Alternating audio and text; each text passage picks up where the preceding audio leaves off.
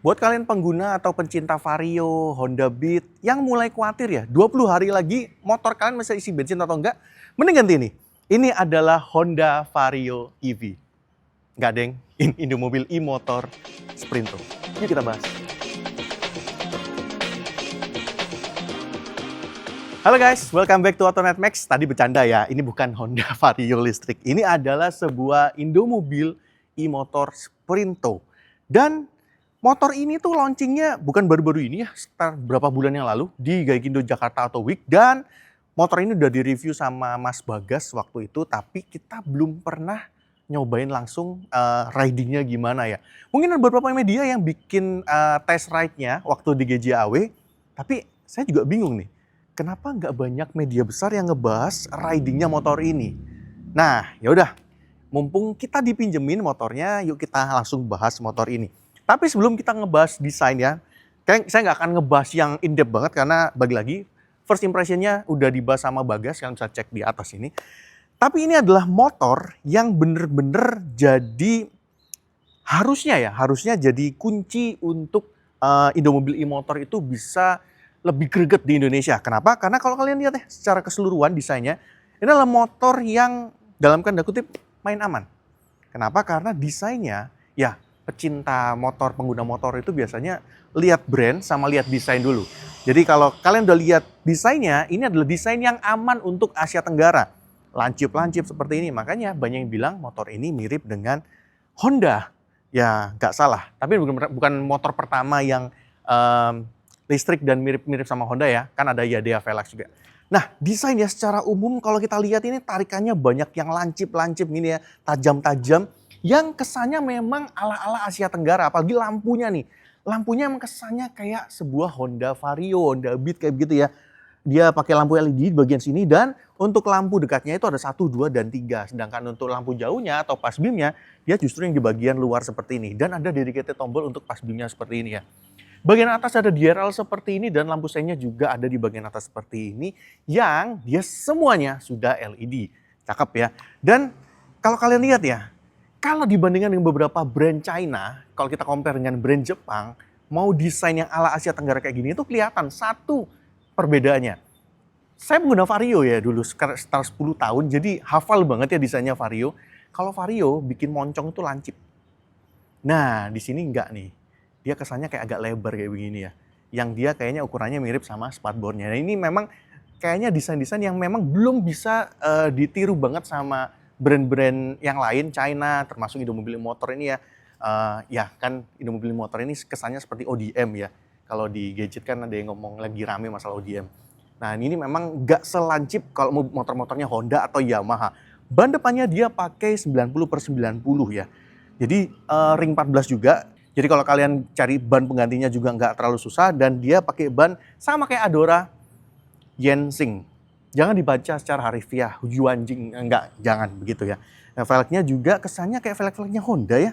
Dan dia juga sudah cakram plus dia di bagian depan suspensinya pakai teleskopnya yang lumayan panjang juga seperti ini ya. Ya seperti itu dan ada logo Adoranya di batoknya.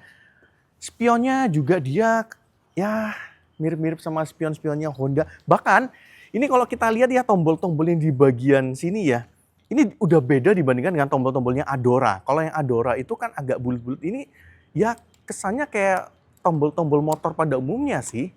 Dan jujur aja build-nya dia lebih bagus dibandingkan Adora punya. Ya, klaksonnya kayak gitu dan ini bagus ya. Memang si panel instrumen, kita nggak bisa ngomong speedometer ya. Speedometer itu mungkin 2000-an awal cuma ada speedometer.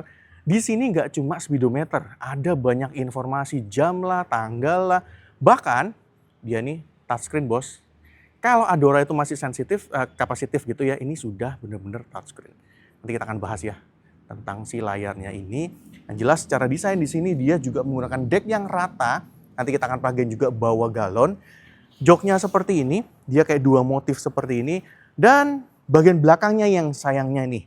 Kalau yang bagian depannya itu udah tajem-tajem ala-ala motor Asia Tenggara, yang belakangnya justru kayak kesannya agak pendek, kurang ditarik lagi.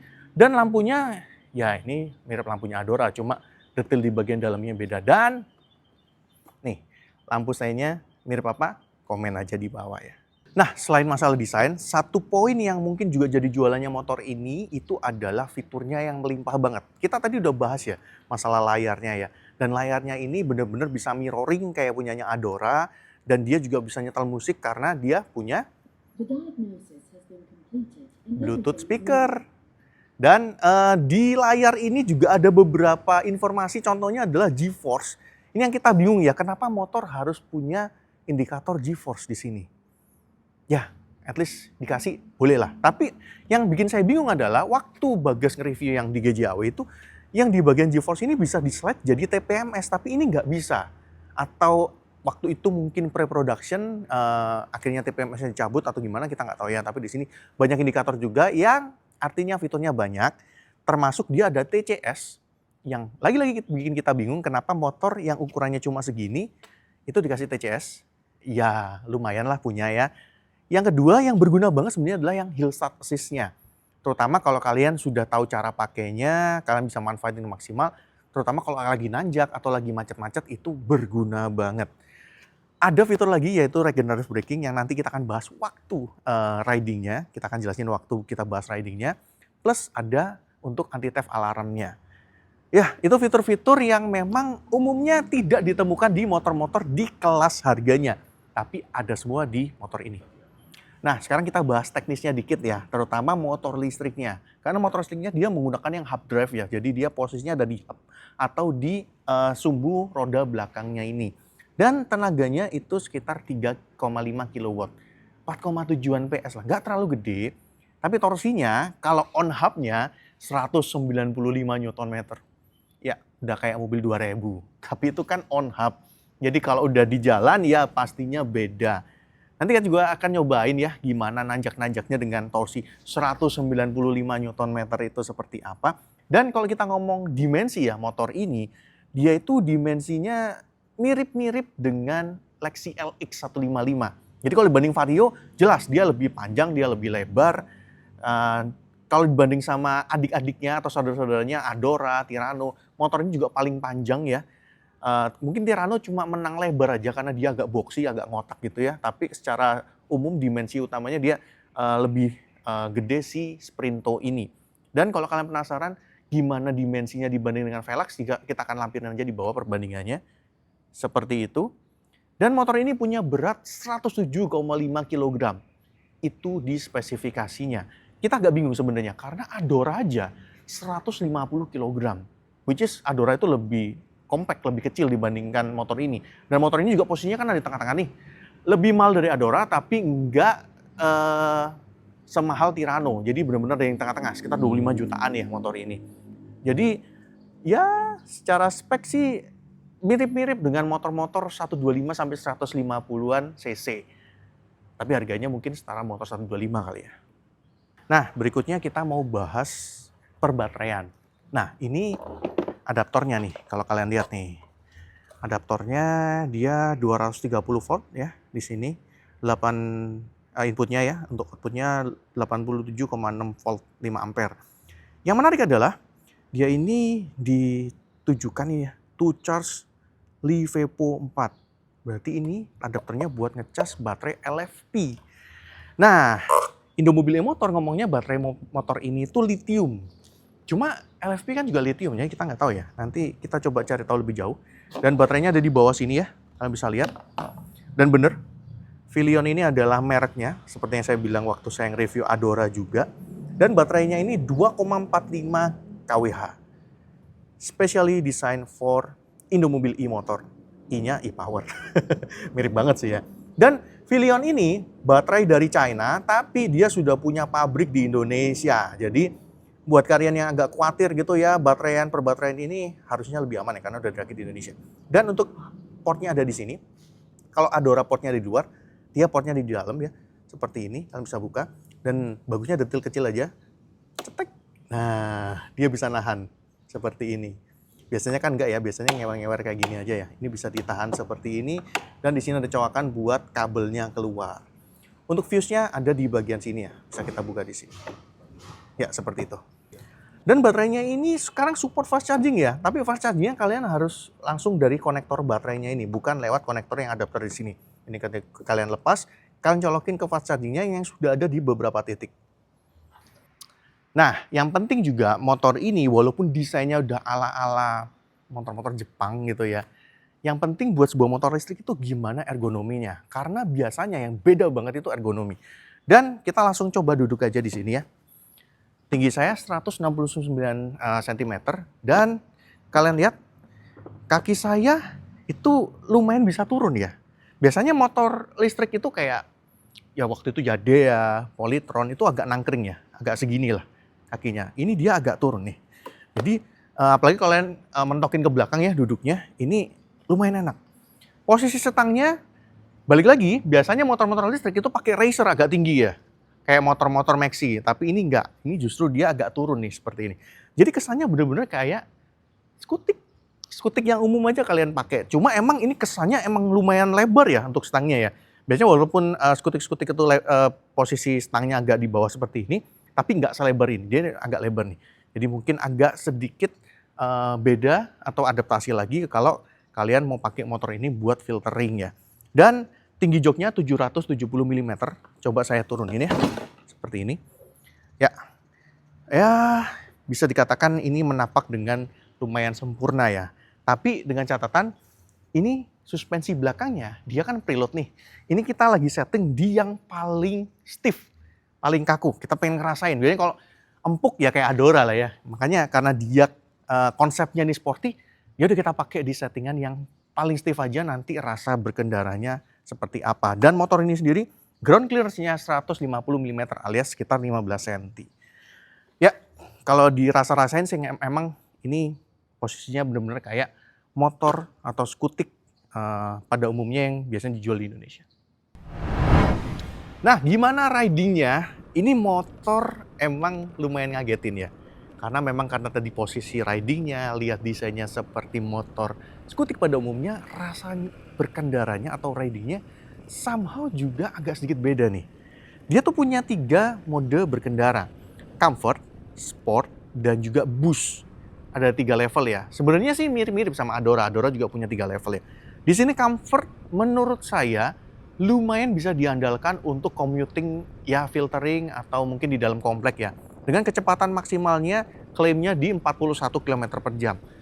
In reality sih kita coba sekitar 37-38 km per jam. Ini halus sih. Cocok buat kalian yang kepengen halus-halus aja. Kalau sport ini paling pas buat di jalanan umum karena speed maksimumnya bisa di 67 km per jam. Kita sih nyobain bisa lebih dari 60 ya km per jam dan ini mode yang paling sering saya pakai.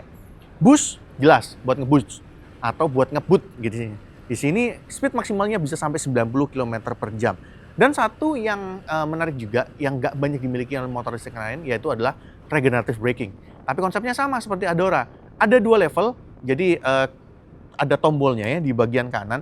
Kalau yang bagian tengah mati, bagian kiri 100%, bagian kanan 50%. Kalau dari mati ke 50% berasa. Mati ke 100% lebih berasa lagi.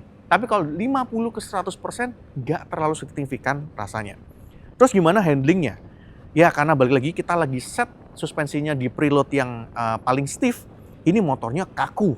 Dan dipakai selap-selip itu bikin pede banget. Plus bannya juga tapaknya lebar ya, depan 90, belakang 100. Jadi dipakai buat selap-selip ini juga termasuk enak dan bikin pede aja.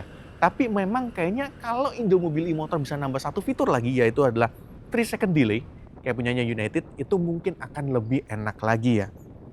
Plus tadi ya, dia punya teknologi Hill Start Assist. Jadi kalau stop and go terutama di tanjakan itu kepake banget.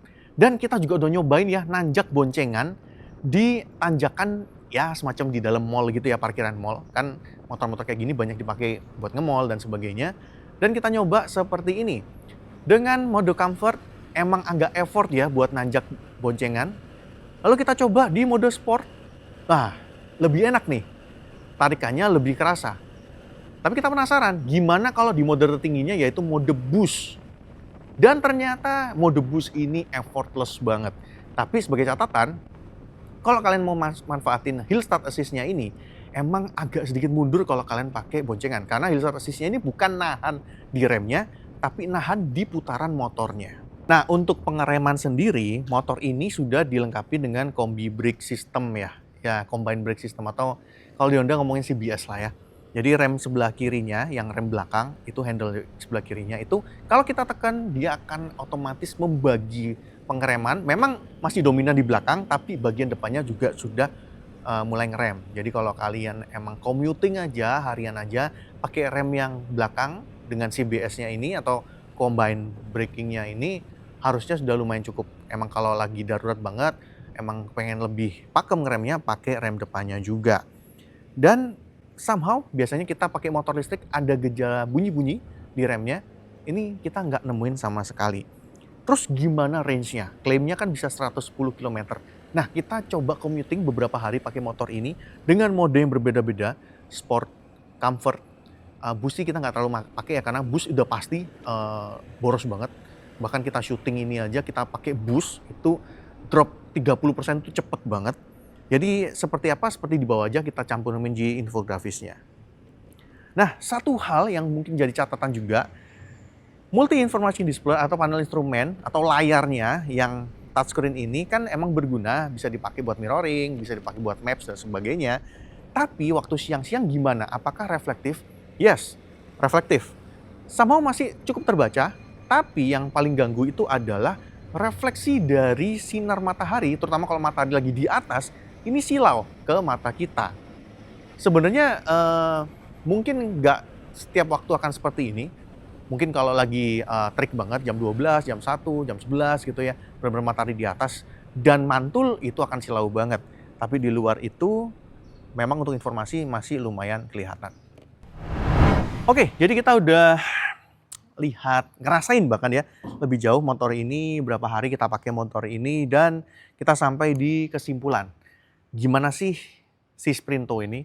Kalau kita perhatiin ya, makin ke sini Indomobil itu sepertinya makin kepengen merebut hatinya konsumen di Indonesia.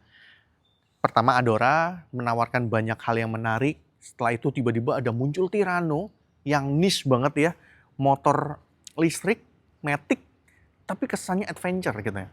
Terus tiba-tiba keluarlah motor ini dengan desain ala-ala Asia Tenggara di bagian depan, ya walaupun belakangnya masih ala-ala Adora, tapi at least dari depan kesannya masih tajam-tajamnya itu ala-ala motor-motor skutik di Asia Tenggara. Yang seleranya Asia Tenggara lah, termasuk juga Indonesia. Dan harganya juga dia lumayan bersaing ya, dia ada di tengah-tengah aja. Bukan yang paling mahal, tapi juga bukan yang paling murah. Apalagi sekarang terakhir, Bagas kemarin juga ada nge-review ya, di IMS itu ada Indomobil e-motor QT yang lebih murah lagi, harganya lebih terjangkau lagi. Jadi opsinya sekarang makin banyak lagi. Dan motor ini buat siapa? Buat kalian yang emang kepengen motor listrik, tapi kesannya atau rasanya itu masih ala-ala mojab, motor-motor Jepang, terutama skutik-skutik seperti ini. Itu kan bisa pertimbangin aja. Plus dia juga dipakainya fiturnya banyak, bantingannya kalian bisa setting aja, bisa yang kaku kayak gini, kalian bisa bikin yang lebih empuk lagi karena dia juga udah preload ya. Dan dia juga punya beberapa mode berkendara yang dipakai santai bisa, dipakai ngebut pun bisa. Nah, itu balik ke kesimpulannya ke kalian. Kalau kalian merasa motornya sesuai buat kalian, ya semoga dicoba. Karena kalau kita perhatiin ya, Indomobil Motor ini menjadi salah satu brand yang concern untuk menyediakan test ride, unit buat dicoba. Bahkan ya yang kita coba ini adalah unit test ride juga. Nah, gimana kalau kita compare sama Yadea Velox? Sama ya, Yadea Velox itu kan launching di IMS tahun lalu, 2025. Sampai sekarang tuh agak nggak terlalu kelihatan banyak di jalan ya. Sedangkan motor ini sih klaimnya waktu di GJAW kemarin itu SPK-nya sudah sekitar 500 unit. Tapi saya juga belum banyak lihat di jalan sih ya. Jadi ya balik lagi ke kalian aja. Oke, kayaknya itu aja dari Autonamax. Tapi sebelum itu kita mengucapkan terima kasih pada teman-teman dari Indomobil e-motor di Surabaya ini. Posisinya ada di Stellantis Brand House di Ahmad Yani ya. Kalian bisa lihat displaynya juga ada, kalian bisa nyobain juga dan unit test ride-nya juga lengkap. Kalian bisa mampir aja kalau penasaran banget dengan motor ini. Itu aja dari teman-teman Autonamax kali ini. Thank you buat teman-teman yang semua yang udah nonton sampai akhir. Kalau kalian suka boleh like, share teman-teman kalian, komen juga di bawah. Ada yang udah nyobain mungkin, ada yang udah beli mungkin, atau yang kepengen, kalian bisa sampaikan aja pendapat kalian di kolom komentar di bawah. Jangan lupa subscribe dan juga mampir-mampir ke Instagram, TikTok, dan juga websitenya. Sampai ketemu di kesempatan selanjutnya. Bye!